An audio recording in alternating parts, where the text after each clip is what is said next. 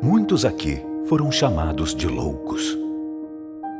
Isso acontece quando alguém é capaz de enxergar algo que mais ninguém vê e persegue essa ideia com todas as forças.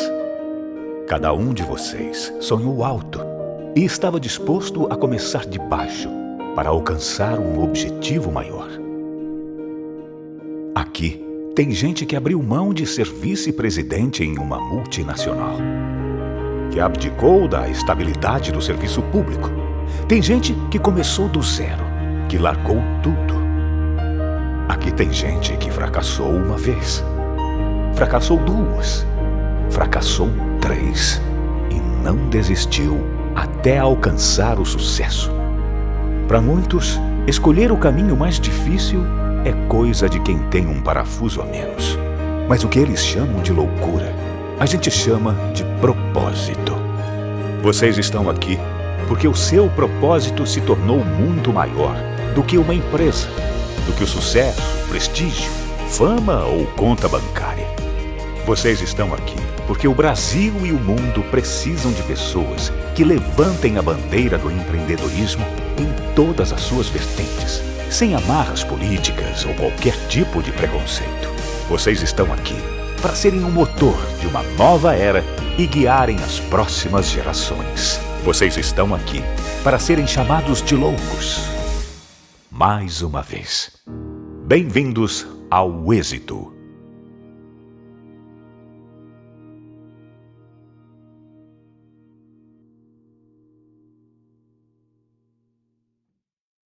Na competitiva indústria automotiva, algumas coisas são unanimidade.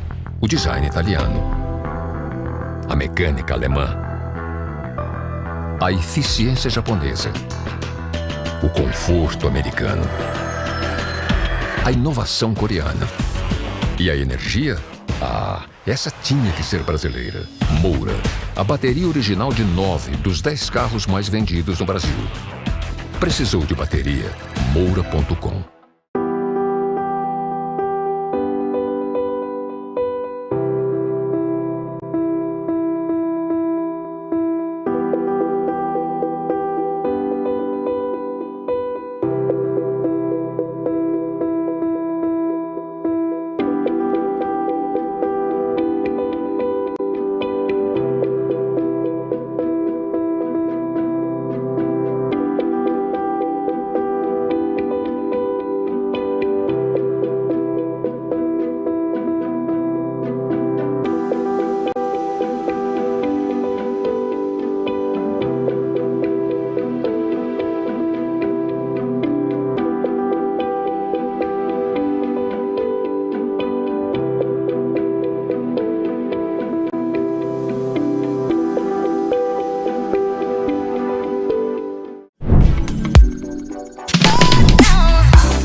E agora com vocês, o painel Autoestima e Comunicação, com a psicóloga, autora de 11 livros sobre relacionamento, especialista em autoestima e cura do feminino, Rosana Braga.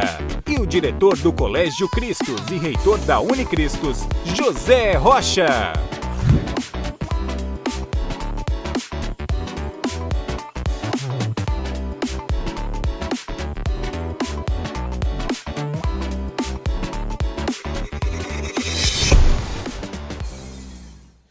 Olá, pessoal, sejam muito bem-vindos ao Summit Êxito de Empreendedorismo 2021, o maior congresso de empreendedorismo, inovação e marketing digital do Brasil.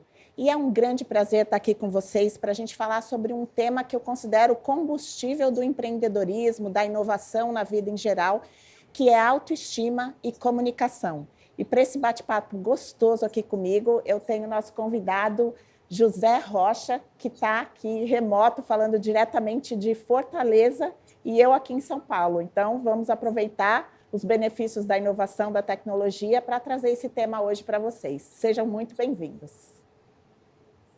Olá, José. Fico feliz em poder participar e espero que, ao final dessa nossa conversa, dessa nossa apresentação, todos aqueles que assistirem possam melhorar, possamos contribuir para que tenham uma vida melhor, tanto no seu trabalho como nos seus familiares. Com certeza, essa é a palavra, contribuição. Quer se apresentar, José? Contar para o pessoal o que é que você faz, qual é o seu conhecimento, como é que você empreende?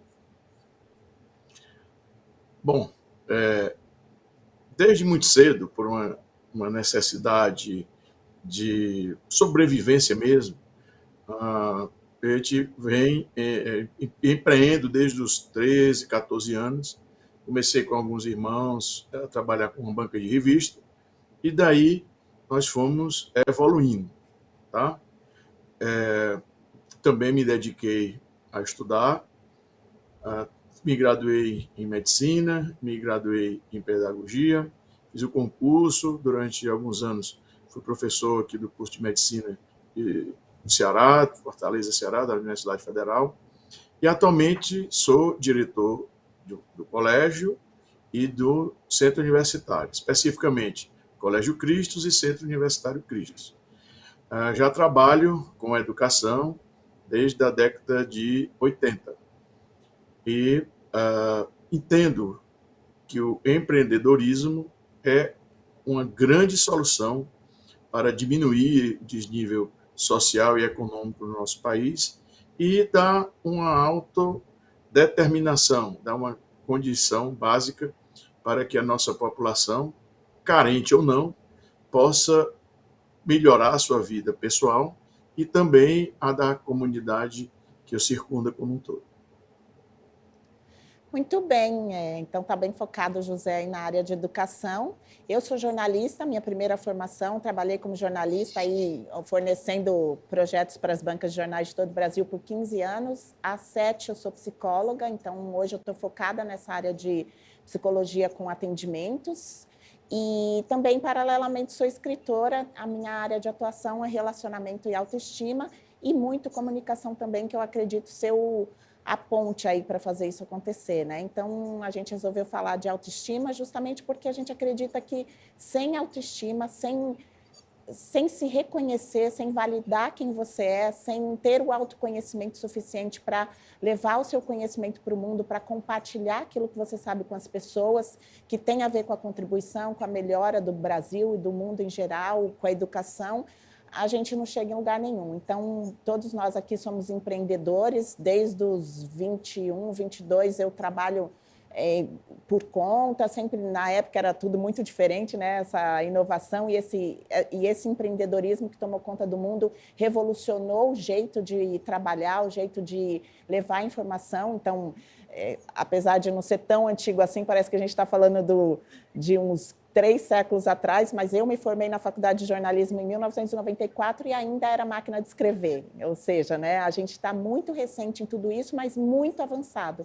E para fazer isso dar certo, eu costumo dizer que a gente teve um grande avanço, tanto na área da medicina, e o José pode dizer isso com toda certeza, quanto na área de tecnologia, mas muitas vezes a gente não conseguiu avançar na mesma velocidade, com a mesma intensidade e profundidade na nossa inteligência emocional, na nossa capacidade de se comunicar com o outro, na nossa capacidade de se fazer entender numa conversa, seja ela profissional, pessoal, no relacionamento com as pessoas que a gente mais ama, mais próximas, né?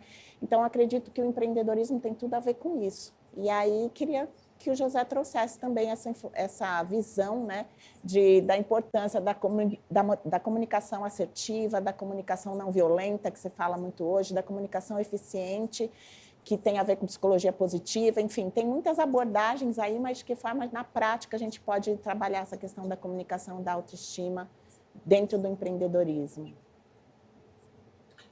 Eu digo que o primeiro empreendimento que nós precisamos entender e desenvolver muito bem é o empreender a si próprio. Nós precisamos, cada um de nós, em qualquer faixa etária, lógico que quanto mais jovem, isso se torna ainda mais importante, é saber onde quer chegar. O que é que eu espero profissionalmente da minha vida, o que é que eu espero da minha vida pessoal. Quero constituir família, uma família tradicional ou não tradicional, quero trabalhar em quê, o que é que me traz felicidade, em que é que eu posso contribuir com a minha comunidade. Então, esse empreendedorismo de si próprio é fundamental, esse empreender a si próprio é fundamental. Depois é que você, quando se reconhece como empreendedor de si próprio, né, sabe onde quer chegar, é que você pode abrir o seu talento, o seu desejo, a sua vontade para o mundo. Ou seja, começar a empreender. No seu trabalho, você faz um funcionário de um banco, seja estatal ou particular. Não, mas eu quero construir a minha carreira aqui nesse banco. Como eu vou fazer para avançar? Que curso eu tenho que fazer? Quais são os talentos que eu tenho que desenvolver? Então, isso é um empreendimento de si próprio.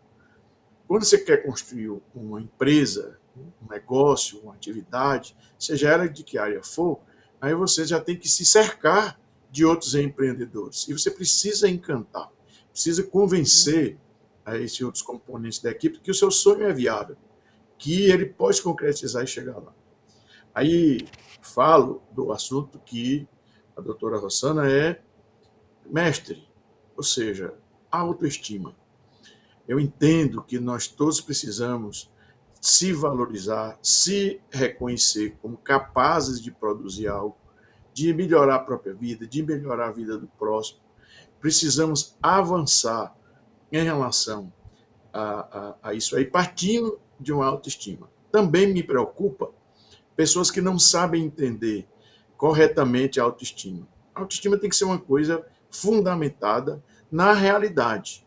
Se nós construímos uma autoestima que não é fundamentada numa realidade, nós não vamos conseguir empreender nada, porque partimos do diagnóstico errado de nós mesmos.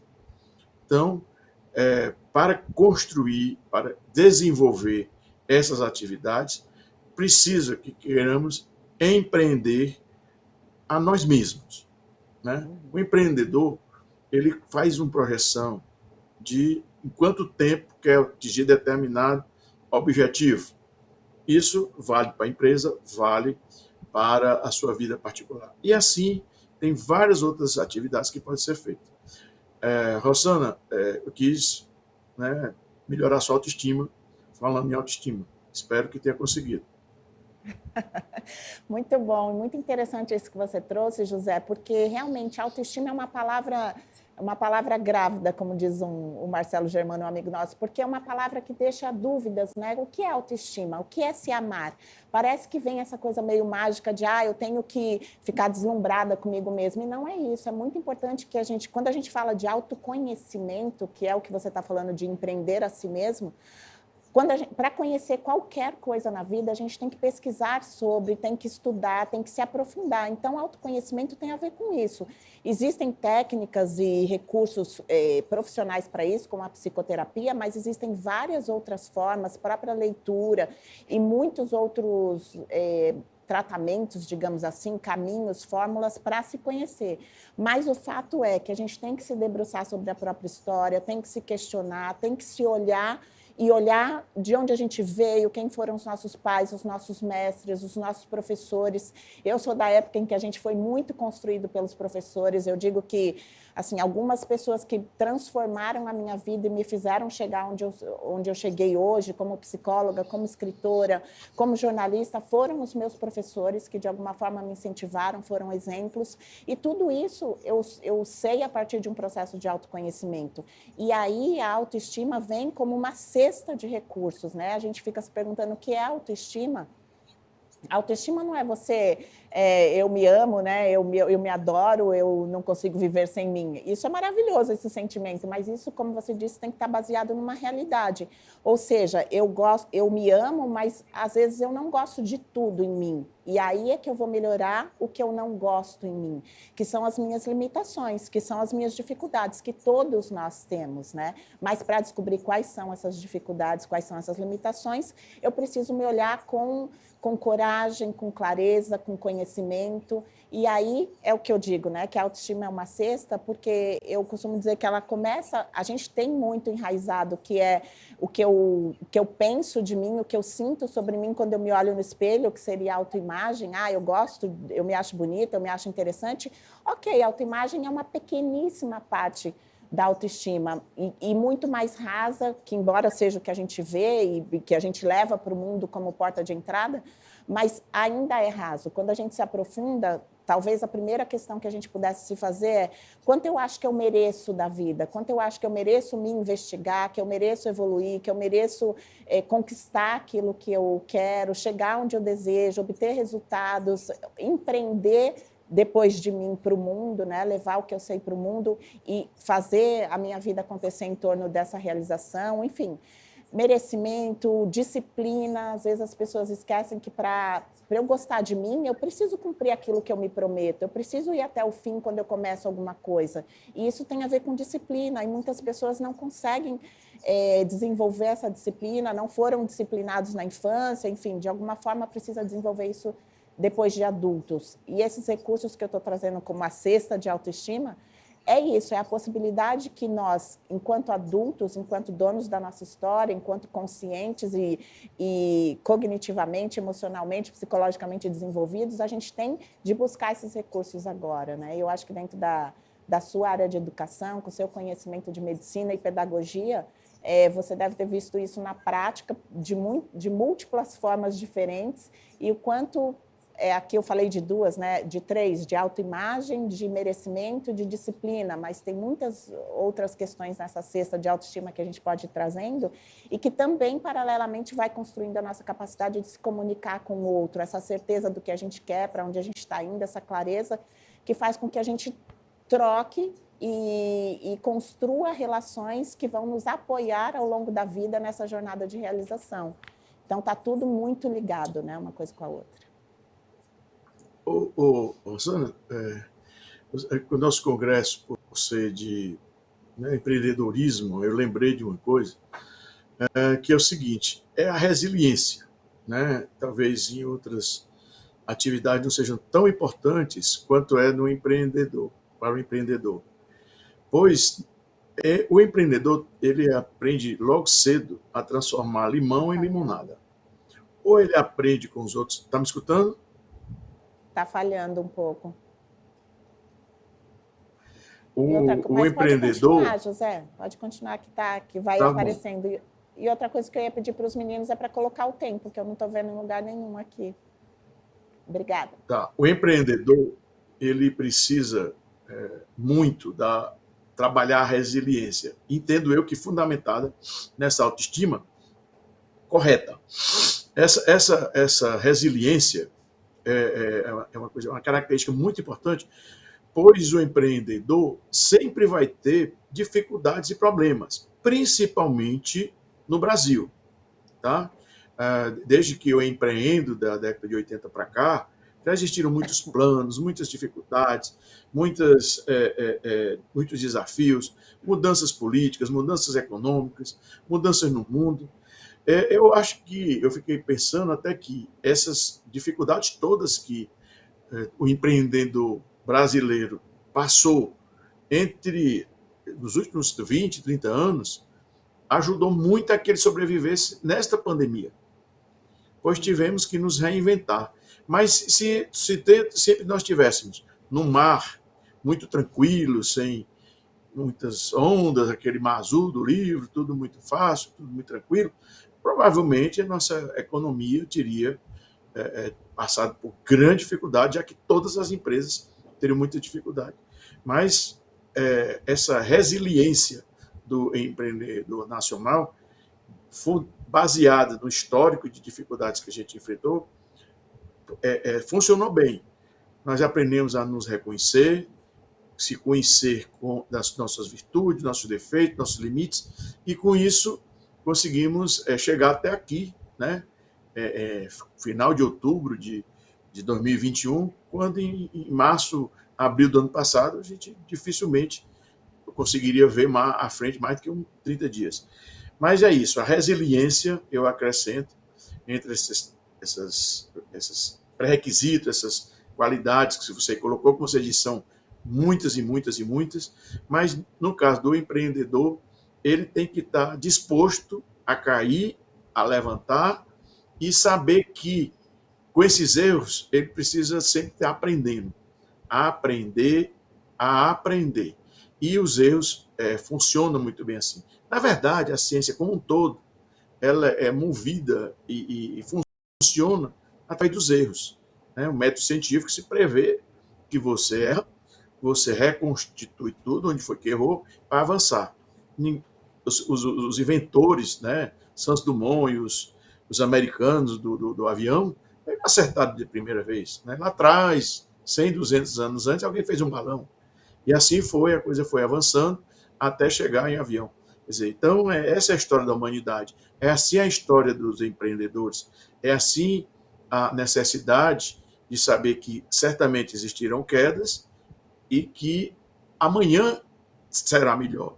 Se você aprendeu bem no presente, entender o que errou para que esses erros não aconteçam novamente. É muito comum você escutar, ler sobre empreendedores de sucesso, esses momentos de queda e de soerguimento. Mas isso faz parte da autoestima, isso resulta na resiliência, né? E assim a gente vai avançando.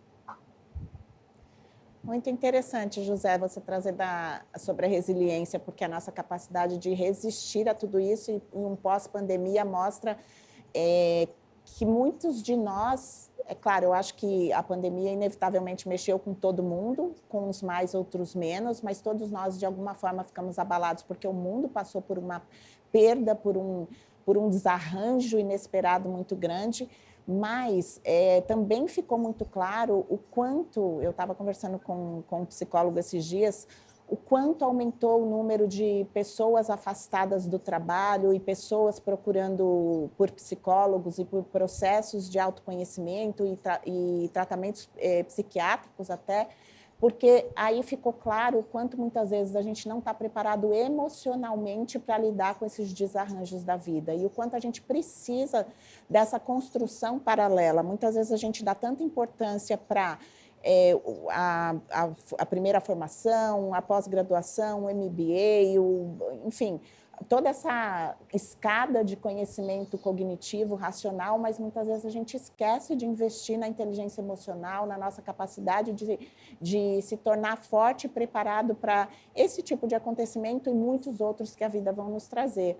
Mas quando você fala do erro que precisa servir para que a gente melhore, para que a gente cresça, eu acredito que isso tem muito a ver com a forma como cada um olha para os acontecimentos da sua vida, para a lente que a pessoa usa, né, para as crenças que ela tem, e se ela tem um olhar mais negativo, mais positivo, mais construtivo, mais, enfim, destrutivo. E aí tem a ver consigo mesmo, né? Às vezes a pessoa é autodestrutiva, às vezes se colocando em armadilhas da vida, porque não tem essas crenças ressignificadas, reescritas ao longo da vida através desses processos que a gente está falando. Porque aí você falou de Santos Dumont e eu me lembrei daquela frase que diz que alguém perguntou para Thomas Edison, né, como é que ele se sentia tendo falhado tantas vezes antes de de inventar a lâmpada, e ele disse, não, eu não falhei nenhuma vez, a minha descoberta teve 1000 tentativas, enfim, ou seja, ele não encarou como erro, ele encarou como parte do processo de descoberta, e muitas vezes a gente encara as nossas dificuldades e os nossos equívocos durante a vida como erros, e a gente se culpa por isso inúmeras vezes, e a gente se rebaixa por isso, e a gente deixa de reconhecer a resiliência, o esforço, a capacidade de chegar lá, e muitos desistem, infelizmente, né? Não conseguem ter essa resiliência de chegar à descoberta da lâmpada através de todas essas tentativas, entendendo como erro. Então, quando a gente se torna capaz de reescrever essas crenças, de olhar para a gente, né? Eu tinha falado do merecimento, da disciplina, mas também com autorreconhecimento, também com essa capacidade de se perdoar e de compreender esse processo que não é um erro, mas que faz parte do acerto, faz parte da jornada, faz parte do crescimento, né? É engraçado que a gente não fica dizendo que um bebê está errando quando ele cai no momento em que ele está aprendendo a andar. A gente entende aquilo como totalmente parte do processo de aprendizado de andar. Mas quando a gente cresce, qualquer queda que a gente leva parece ser um grande erro e a gente esquece que é parte do processo de chegar lá, né? E isso tem tudo a ver com o empreendedorismo. Muita gente para de empreender, não se permite empreender como gostaria, como sonha, justamente por causa do medo de errar, de cair e não compreender isso como parte do processo, né?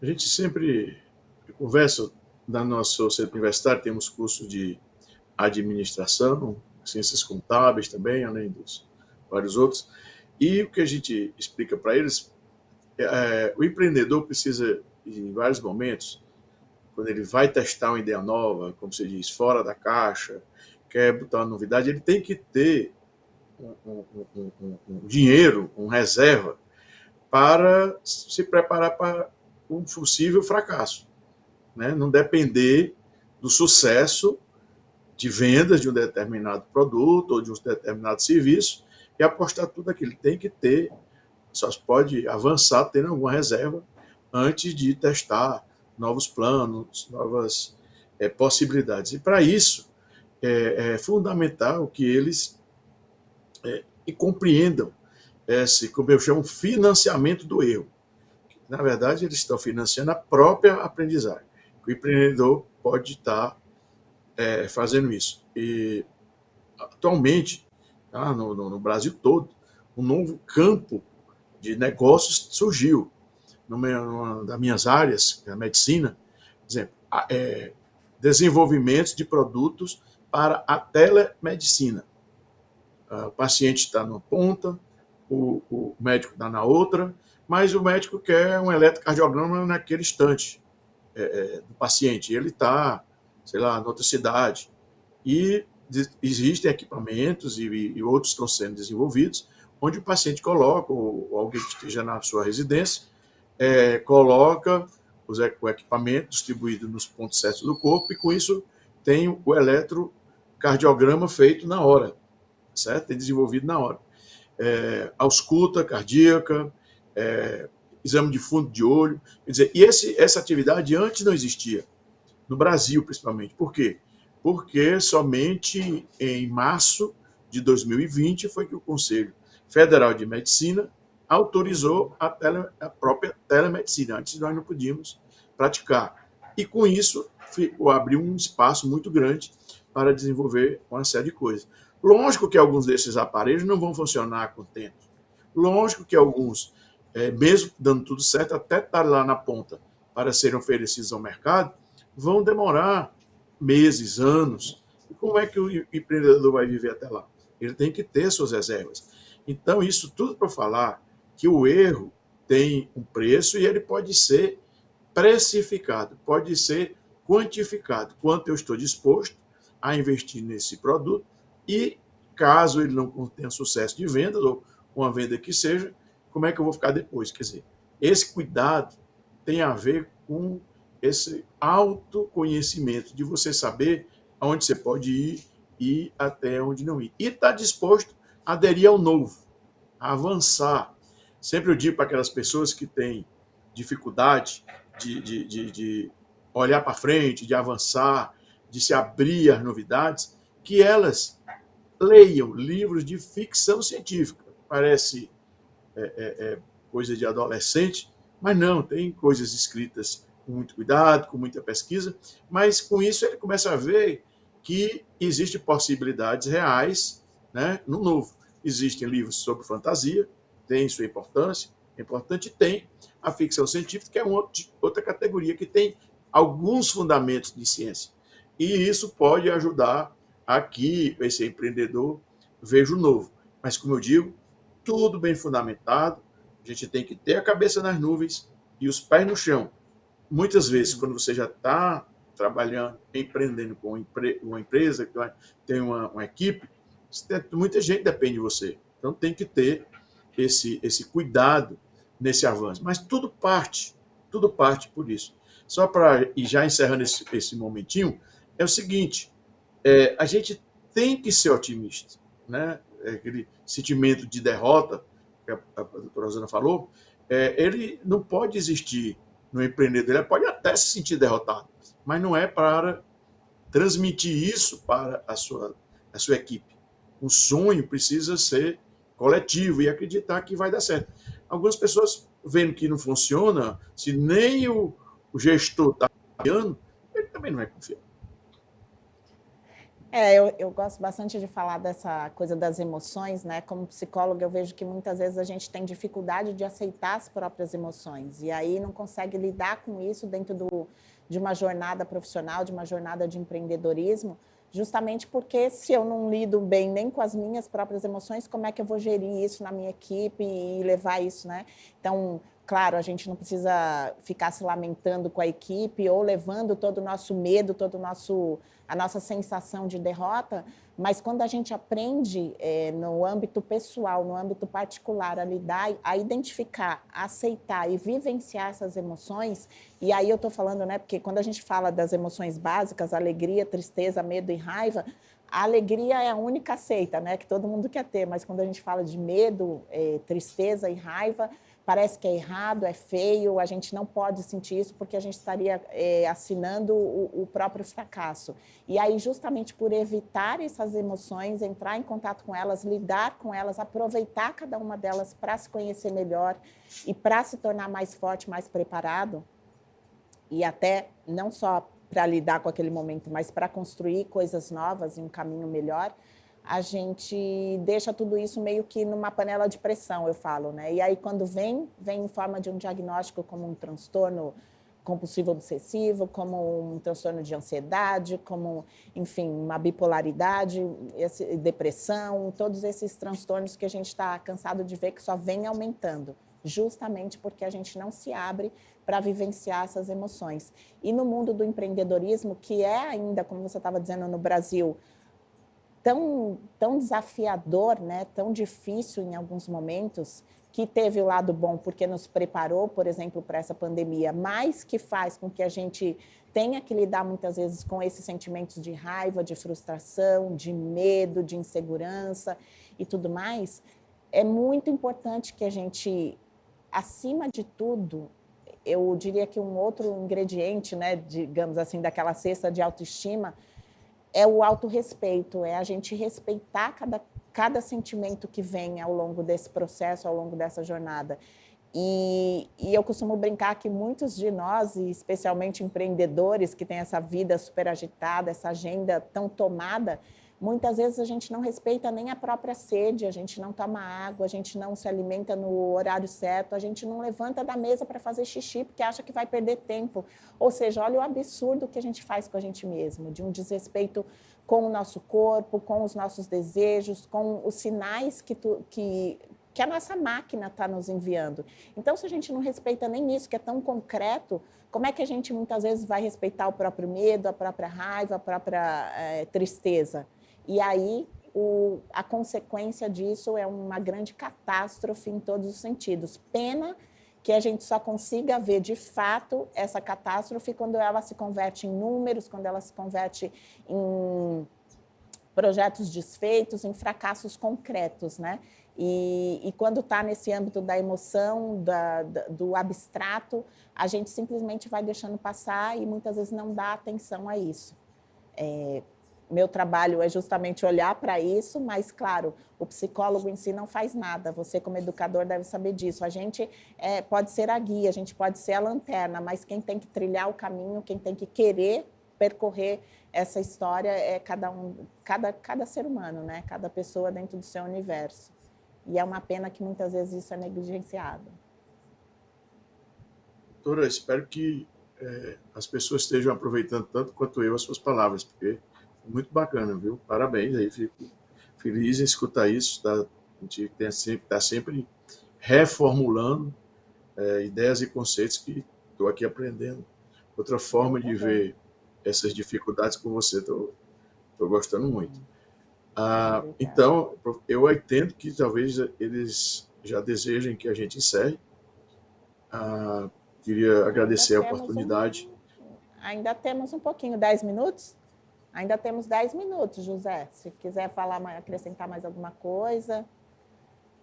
Posso. Primeiro, dizer a vocês que eu e a doutora Rosana, a gente ensaiou esse assunto durante uns 2 dias para poder estar hoje aqui com vocês, combinando de forma tão organizada e concatenada.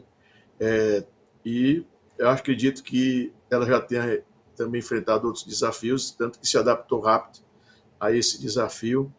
de que estamos hoje aqui conversando, para também tentar contribuir com cada um de vocês que estão a nos assistir sobre esse assunto tão empolgante que é o empreendedorismo. Acho que se vocês que estão nos assistindo pudessem resumir tudo que a gente está conversando aqui, já conversou, conheça-se a si mesmo, né? Para empreender bem. Algo nesse sentido. É isso que nós estamos tentando mostrar a vocês desde o começo. Cada um com os seus talentos, com as suas características, no caso, as minhas e a da doutora Rosana.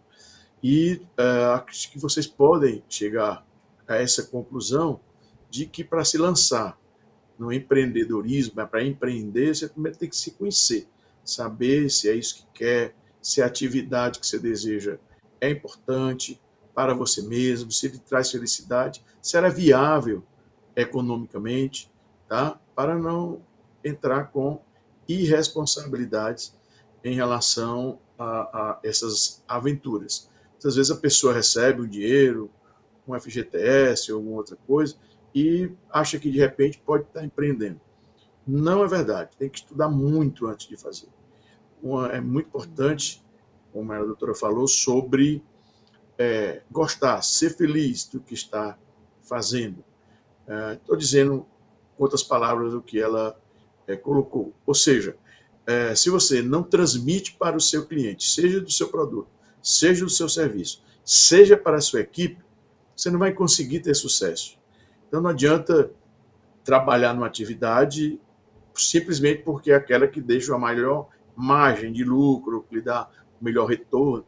Se você não gostar, se as pessoas não sentirem em você o brilho nos olhos, a empolgação, a emoção de estar fazendo uma determinada atividade. Pode ser num restaurante, pode ser numa atividade educacional, pode ser numa fábrica de determinar produtos alimentícios ou não alimentícios, mas o importante é você empolgar, encantar seu cliente primeiro, porque você se encanta com aquilo. E a gente não consegue encantar se a gente não está acreditando que não está fazendo. Eu gosto de pensar que os bancos que mais ganham dinheiro não pensam apenas no dinheiro. Eles encantam, tentam encantar os seus clientes muito mais do que simplesmente a questão do dinheiro. Então, eles querem o dinheiro, mas para ganhar dinheiro não pode pensar só em dinheiro. E assim é um empreendedor, por menor que ele seja, ele tem que fazer esse encantamento, tá? De si próprio, porque é intrínseco, daí parte para os outros. Aprendi, né, também com alguns psicólogos, que a gente não consegue motivar ninguém, a gente consegue estimular as pessoas. Então, numa equipe, você precisa estimular para que cada um dos seus componentes também se motive. E assim também seus clientes, seja dos produtos, seja dos serviços. Porque é assim que evolui, é assim que a gente desenvolve as empresas e a humanidade como um todo, partindo de si próprio para o restante da coisa. Outra coisa que vocês devem ter notado aqui, que nós dois somos multidisciplinares. A Rosana ela tem formação em jornalismo e psicologia. Eu tenho em medicina e pedagogia. Essa é a tendência do mundo. Essa convergência, essa interseção entre as diversas áreas do conhecimento. A medicina já avançou muito sozinha. O jornalismo já avançou muito sozinho. A psicologia já avançou muito sozinho. Mas quando você junta essas áreas do conhecimento, dá no que dá. Nós temos a tal biotecnologia, a psicofarmacologia, tá? É a psicologia com a produção de medicamentos, o efeito deles. Quer dizer, o avanço da humanidade está passando por essa convergência entre diferentes áreas do conhecimento. Isso eu estou falando porque os empreendedores têm que pensar assim também. Eles não podem ser monotemáticos. Eles têm que estudar diversas áreas do conhecimento para produzir e saber vender bem os seus produtos. O que a senhora acha, doutora Rossana? Eu acho que é isso aí.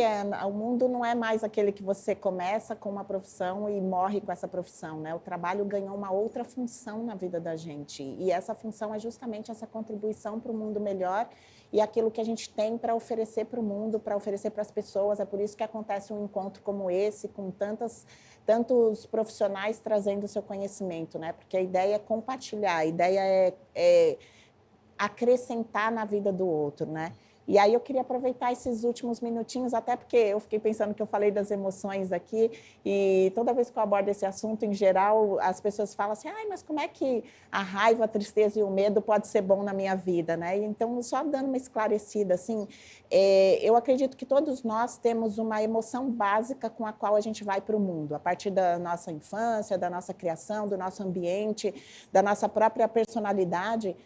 Tem aquele que vai para o mundo sempre com alegria, né? Então, aconteça o que acontecer, uma catástrofe, a pessoa está sempre rindo, sempre feliz, e aí os outros que não trazem essa primeira emoção à frente, se pergunta como é que ele consegue, né? E eu sempre brinco que, na verdade, essa pessoa não está o tempo todo alegre, é que ela usa a emoção da alegria como escudo, como uma porta de entrada. E aí ela deixa as outras emoções lá atrás, porque ela entendeu em algum momento que a alegria é a melhor forma de se defender daquilo que ela sente, de se defender das pessoas, de se defender do mundo. Da mesma forma, quem vai com medo, que está sempre, ai, mas será que vai dar certo e tal? Ela entendeu que o medo pode trazer proteção de outras pessoas, pode trazer ajuda. Quem vai com a raiva traz um certo poder, né? Quando aquela pessoa brava, que está sempre gritando, se impondo ou sendo dura demais, ela também entendeu que aquilo é um jeito de se proteger do mundo, é um jeito de ser mais assertiva, é um jeito de conseguir o que ela quer, seja por coerção, né? Enfim.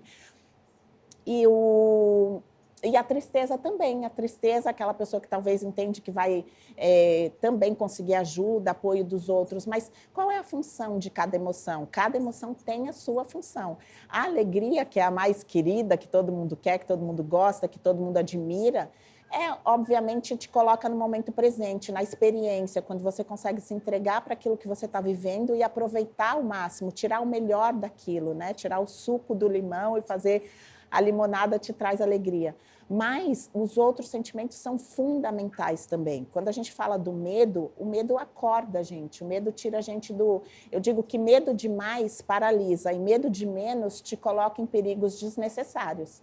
Então, se você está atravessando uma rua sem medo nenhum, você nem olha para os lados. Aí vem o carro e buzina, você toma aquele susto, fica com medo e começa a prestar atenção, porque você tem que prestar atenção para se proteger dos perigos reais e não ficar paralisado pelos perigos imaginários. Aquela pessoa que não atravessa a rua, mas se eu atravessar e vier um carro, e se eu atravessar e uma moto, né, aí está demais, está exagerado. Então, o medo serve para te acordar. A tristeza serve para fazer você interiorizar, entrar no seu mundo, se questionar. Tanto que a gente fala, né, que as grandes obras, as pinturas, as músicas, as poesias, elas vêm de um momento de profunda tristeza. Por quê? Porque é no momento em que você está acessando a sua sensibilidade, a sua criatividade, a sua inspiração, aquilo mais úmido que eu digo, né, a sua terra fértil, ela é acessada a partir da tristeza. Então, quando você está triste, deixa vir. Não é para ficar mergulhado nessa tristeza a ponto de desenvolver uma depressão, mas também não é para ignorar essa tristeza a ponto de abrir mão daquilo que ela poderia te trazer de tão inspirador, de tão profundo, de tão sensível. E a raiva te faz romper com aquilo que precisa ser rompido, quando ela vem na medida certa. Muitas vezes a pessoa que não tem raiva, aquela pessoa boazinha, que diz sim para todo mundo, que não consegue nunca colocar um limite, ela precisa de uma dose de raiva para romper com aquilo que faz mal, para romper com as relações abusivas, para conseguir colocar limite na própria vida. Mas é uma raiva saudável, não uma raiva que vai ferir o outro, que vai machucar o outro psicologicamente ou fisicamente, mas uma raiva que nos dá força suficiente para colocar esse limite necessário. Então, raiva de menos deixa a gente, em vez de bonzinho, deixa a gente bobinho, e raiva demais vai ferir, vai machucar e vai fazer com que você perca a razão. Então, veja que na dose certa, todas essas emoções elas são fundamentais na construção daquilo que a gente quer empreender, na construção do resultado que a gente quer obter. E então, quis esclarecer um pouco mais, porque isso também faz parte dessa cesta de autoestima. Quando a gente legitima isso dentro da gente, quando a gente reconhece todas essas emoções, a gente tem muito mais recursos, muito mais ferramentas para empreender e para conseguir aquilo que a gente deseja. Doutora, olha, aula e tanto, viu? Não foi uma palestra, foi uma aula. Fico feliz. Então, próxima vez que alguém tiver com raiva perto de mim, eu vou elogiar, dizer que a senhora disse que a raiva faz parte. Como médico, você não tem a raiva demais, porque pode ter algum problema aí, uma doença, pode infartar. Mas parabéns mesmo, está muito bem explicado, bem didático. E nós somos humanos, isso que nos diferencia das máquinas aí, começando as inteligências delas, e temos que saber lidar com isso aí muito bem. Bom, queria mais uma vez, então, agradecer a oportunidade de estar aqui falando com todos vocês, com a presença aqui da doutora, como eu disse, não é da boca para fora, mas me fez rever alguns conceitos em psicologia que eu não tinha ainda pensado sobre o assunto, e assim vamos sempre aprendendo. Acho que é a senhora que encerra, doutor. Era aquele que ensaiou, tá lembrado? É a senhora que dá as últimas palavras. José, muito obrigada pela participação, foi um prazer ter essa troca com você, também aprendi demais. Espero que o pessoal tenha gostado. Quem quiser conhecer mais o meu conteúdo pode me seguir no Instagram, Rosana Braga, tem também o meu canal no YouTube, tem os meus livros aí, O Poder da Gentileza, Outono na Grécia, enfim. Deixar aí os contatos para a gente continuar essa troca de informações, essa contribuição para o mundo. E é isso, foi um grande prazer estar com vocês também. Tem muita informação boa aqui no Summit Êxito de Empreendedorismo. Vamos que vamos, porque juntos a gente fica muito mais forte.